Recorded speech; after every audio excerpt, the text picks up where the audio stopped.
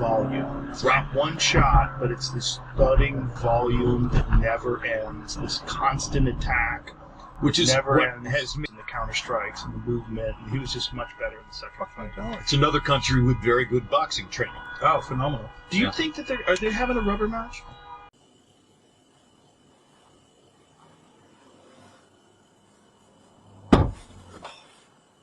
Fuck's sake.